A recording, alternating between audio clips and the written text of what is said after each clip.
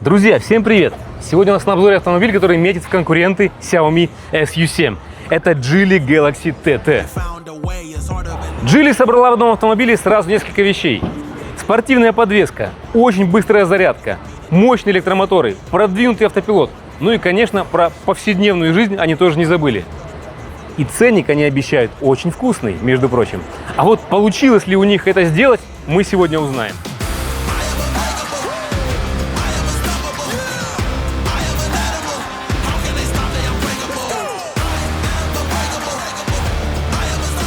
Начнем с размеров. Длина Galaxy TT 5 метров без 1 миллиметра.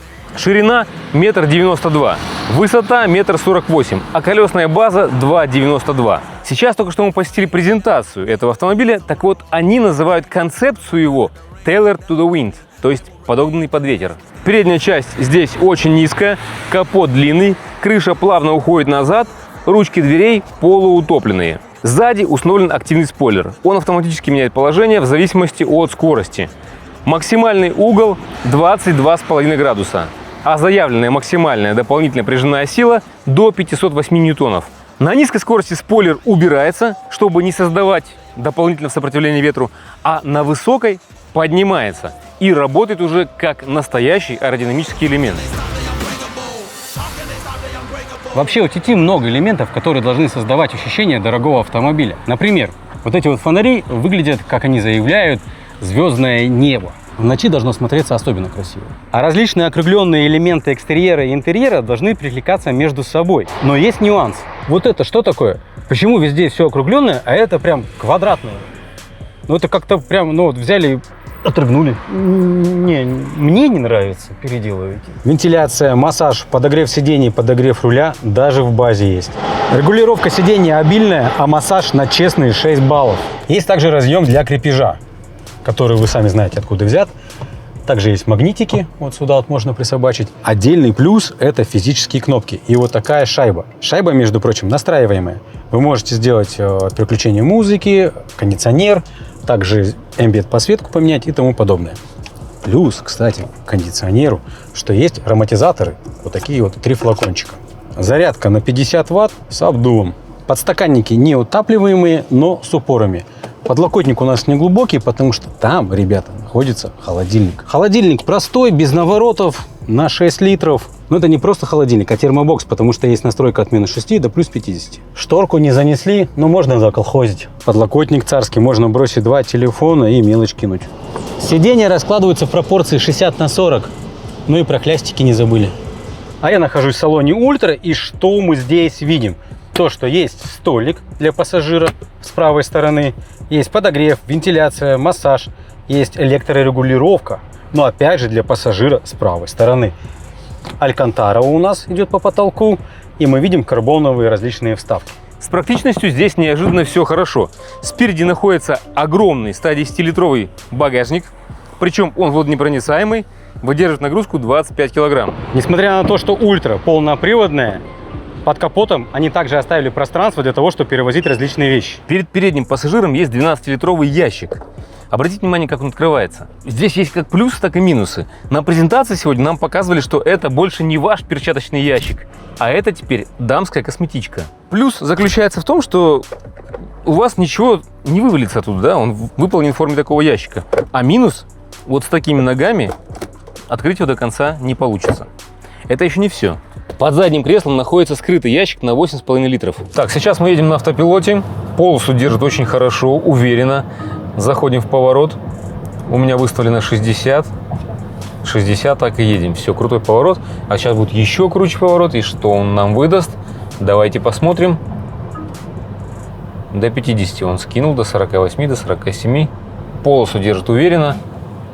Вопросов к этому нету. А есть вопросы у меня вот к этим кнопочкам, которые активируют автопилот. Они какие-то, ну прям, знаете, дешевые. Прям совсем-совсем дешевые. Как будто вот на игрушечных джойстиках, наверное, вот что-то примерно такое. Не солидно, очень не солидно. Прям, я не знаю. Ну, иероглифы, конечно, тоже мне не нравятся.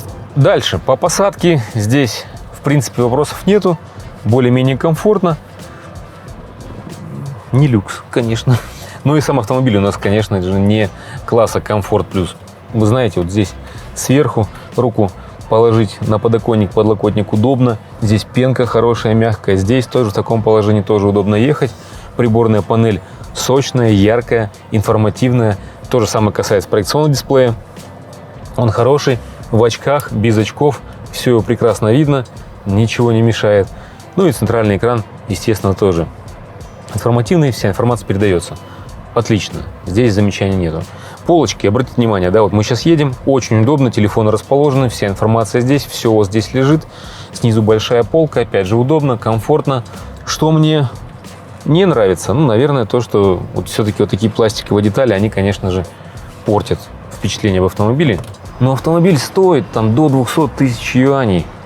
Ну, ребят, мы живем в такое время, когда конкуренты показывают совершенно другой уровень. Они конкурируют с SU7. И вот это, я думаю, у них вряд ли получится. Почему? Потому что там уровень качества материалов, да и вообще именно сама концепция автомобиля, она гораздо интереснее. Я хочу сказать, что финальные цены-то еще неизвестны.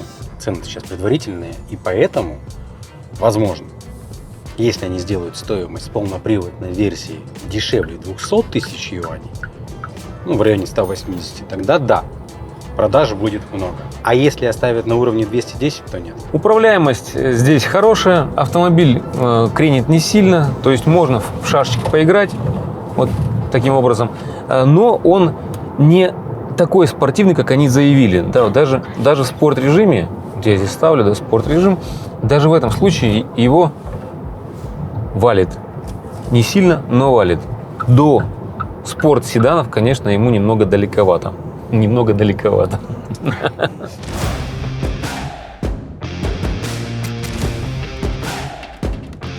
Ну и по подвеске все хорошо.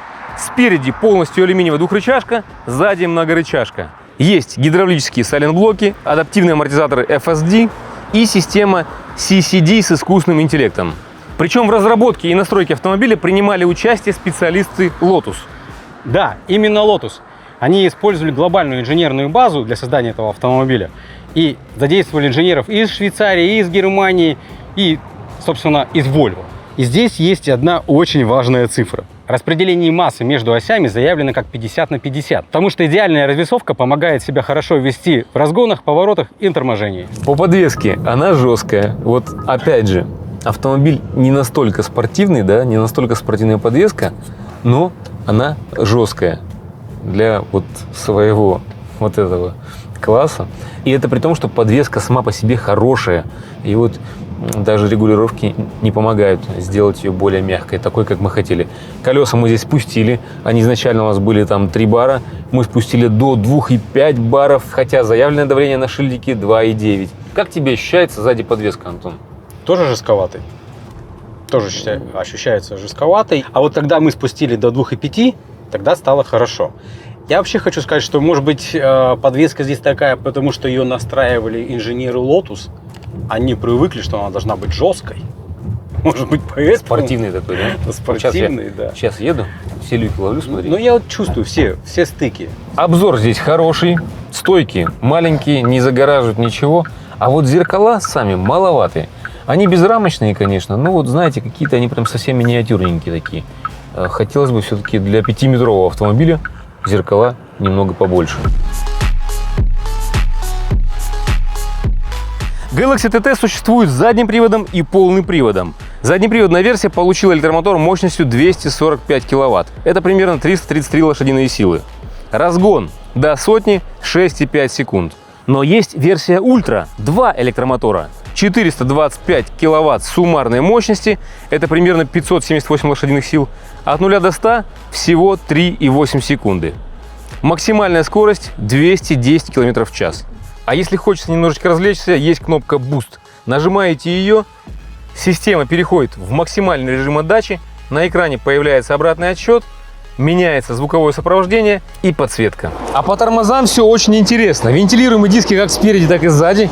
Суппорта 4-поршневые как спереди, так и сзади. Причем как в Ультра, так и в обычной версии.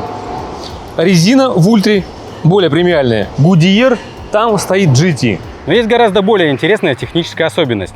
Geely Galaxy TT построена на 800-вольтовой архитектуре. У TT используется новая система Geely Lightning 16 в одном. В нее объединены 16 элементов электропривода. За счет интеграции система стала более компактной и легче. Ее масса примерно 75 килограмм, а максимальный коэффициент эффективности системы достигает 93,8%. И вот именно эффективность электрического привода стала одним из главных козырей ТТ. Во время специального испытания вокруг озера Цинхай автомобиль показал расход всего 8,2 кВт-час на сотню. И вот этот результат Geely заявила как мировой рекорд Гиннесса для серийного электромобиля, проходившего данный маршрут. Но здесь нужно сделать важную оговорку. 8,2 кВт-часа – это результат специального рекордного испытания, а не расход, который следует ждать от автомобиля в обычной жизни. Но сам факт довольно интересный. И вот сейчас я бы хотел показать вам расход, реальный расход нашего автомобиля. 16,7 кВт-часов на сотню. У нас моноприводная версия, это не ультра. Заявили они 10 с лишним кВт-часов на сотню. Я сейчас особо не гонял. Я еду в эко-режиме, спокойно, комфортно. Да, там пару раз я где-то в спорте попробовал автомобиль, но не до такой степени, чтобы у меня вот средний показал 16,7. Поэтому здесь, конечно, они приврали. Но есть еще один интересный рекорд. Galaxy TT участвовал в непрерывном парном дрифте на мокром покрытии и преодолел таким образом более 46 километров. А это позволило превзойти предыдущий результат Porsche Taycan, установленный в 2020 году. Батарея здесь разработана совместно с CATL. Это специальная версия Shensin TT. Пиковая мощность отдачи батареи заявлена до 535 киловатт, а максимальная мощность зарядки до 490 киловатт. Класс батареи 6C. С 30 до 80% около 9 минут. Естественно, такие показатели возможны только при наличии соответствующей сверхмощной зарядной станции и подходящих температурных условий. Но сам потенциал у системы очень серьезный. Причем Geely отдельно уделила внимание работе батареи в холоде. Система рассчитана на диапазон примерно от минус 35 до плюс 60 градусов. Даже при минус 20 градусах автомобиль сохраняет возможность высокомощной зарядки без предварительного прогрева. Сел сейчас после Алексея и понимаю, что с его длинными ногами, да, конечно, он всегда на ход сидит, и мне не достать, надо чуть вперед подвинуться. Вот так тогда хорошо. Ты сидел, у тебя нога была полностью вытянута или как? Нет, не до конца. До конца? А ты хотел бы еще, да? Нет, не хотел бы. Не хотел бы. Но вот мне вот так комфортно. По зеркалам с Алексеем соглашусь, они вот с места водителя выглядят маленькими. Когда я на них смотрел со второго ряда, да, скажи, как будто бы больше. Как будто больше. Я думаю, такой, надо с тобой поспорить, нет, действительно маленькие. К педальному узлу вопросов нет. Газ, тормоз, интуитивно все сразу же хорошо понятно. Руль большой, взрослый. И вот здесь бы, как бы, наверное, я бы хотел чуть поменьше руль. Для такого спорта, знаешь, его чуть сплюснуть. Разогнались выше 100, едем 107, и я чувствую шум от стойки. А вот я сейчас заметил, что мне комфортно здесь сидеть. Как будто бы прям вот ты едешь, да, 110 ты сейчас ехал, я здесь никакого дискомфорта не ощутил. По тишине все хорошо, да? Это не лидер по шумоизоляции. Здесь как бы от дороги, от стекол слышно все это, но не критично. Ну вот только что мы заехали на бордюр такой, 130 было. В принципе, ничего, кстати, проехала. Но все равно жесткая. Она, вот у нее странная такая, что она и не спортивная, но жесткая. Да, да. Теперь несколько слов о безопасности. В основе автомобиля лежит архитектура GEA EVA. Geely заявляет, что почти 80% силового каркаса кузова приходится на высокопрочную сталь и авиационный алюминий. В конструкции используются элементы из стали прочностью до 1500 мегапаскалей, а также многоуровневая структура защиты аккумулятора. В зависимости от комплектации доступно 7 подушек безопасности, включая центральную подушку безопасности между пассажиром и водителем. Отдельно разработана система защиты батарей. Она контролирует одновременно батарею на уровне химии, конструкции и электроники. В Galaxy TT используется система Flame Auto второго поколения. За ее работу отвечает 4-нанометровый процессор. Есть Apple CarPlay, Huawei HiCar и другие приложения для работы телефонов. Но еще интереснее здесь вот такой голосовой помощник Super Eva. Это уже не как какой-то ассистент водителя, а это уже как искусственный агент, которыми сейчас заполонен наш мир. Для работы с ней не обязательно применять кучу команд. выбрали свое пожелание какое-то, сказали ей, и она сама все спрогнозирует. Допустим, сказали, хочу перекусить и где-нибудь отдохнуть с видом у моря. И все. Ева сама построит маршрут, найдет какое-то хорошее место, где можно перекусить, и найдет красивую локацию для съемок. Сейчас, пока система работает только на китайском языке, с обновлением обещают добавить английский язык. И, наконец, ассистент водителя. У Geely Galaxy TT есть два уровня – H5 и H7 с лидаром. H5 использует вычислительный комплекс Horizon Robotics мощностью 128 TOPS, а флагманский H7 NVIDIA Thor U7 на 700 TOPS. В обоих случаях используются камеры, радар, ультразвуковые датчики и лидар. Система рассчитана на работу в городе, на трассе и при парковке. Причем интересно, что Geely пытается сразу же связать между собой несколько систем автомобиля. Ассистент видит дорогу, подвеска может получать информацию о состоянии покрытия, система торможения использует данные датчиков. Электрический привод тоже получает информацию от общей электронной архитектуры автомобиля. Получается своеобразная единая нервная система. И вот именно это, на наш взгляд, гораздо интереснее, чем просто количество камер или топсов. Сами по себе 700 топс автомобили лучше не делают. Вопрос в том, как автопроизводитель их использует. Сейчас солнце у нас в зените, 12 часов дня практически. И вот что хочу сказать, что мультимедийный экран у меня бликует, а вот экран водителя и HUD проекция все хорошо смотрится. Прям без бликов, все четко и ясно. Здесь 23 динамика, 2000 ватт, но звучание очень среднее. Такое, на пятерочку. Не знаю, возможно, потом прошивкой как-то так обновлят, будет лучше звучать, но пока звучит очень посредственно. Давайте еще раз про шумку поговорим. Сейчас мы едем в городе, 60-70. В целом, нормальная шумоизоляция вот для такого класса автомобиля. Но, опять же, если мы говорим про самую дешевую стоимость. Потому что за максималку при стоимости в 200 плюс хочется уже чего-то побольше. Леш. Да, мы с тобой сегодня уже говорили, что есть такой автомобиль А06. Так вот, там все, вы знаете, как-то поинтереснее будет. И вот то, что они замахнулись на SU7, мне кажется, надо сначала разобраться с А06. С А06, да. С которым очень трудно сейчас кому-то разобраться. Это один из тех автомобилей от компании Geely, к которому у меня много вопросов, на самом деле. Да. То есть как будто бы он переоценен. Клиренс 145 мм. Ширина салона 1,40 м спереди и 1,329 м сзади. Ну и давайте проверим, из чего состоит этот зверек. В круг полностью оцинкован. Средний слой краски 120, на порогах 80. Ну что, друзья, а сейчас самое интересное – цена. Сколько же это все чудо стоит, Антон? Ну, самая дешевая у нас стоит 150, а ультра, самая дорогая, 210. Ага. Но это предварительные цены. Так. Что-то мне подсказывает, что цены должны быть минимум на 10 тысяч юаней дешевле. Так как в нынешних реалиях они дали слишком мало автомобиля за эти деньги. Да, я тоже думаю, что цены должны быть все-таки дешевле. Но посмотрим, когда, кстати, будет официальный релиз цен. После выставки в Чэнду или на выставке в Чэнду. В общем, ребята, ждем. Как только узнаем цену, в Телеграме напишем вам. Подписывайтесь поэтому на наш Телеграм-канал. Вообще, что скажешь про автомобиль? Понравился тебе он или нет?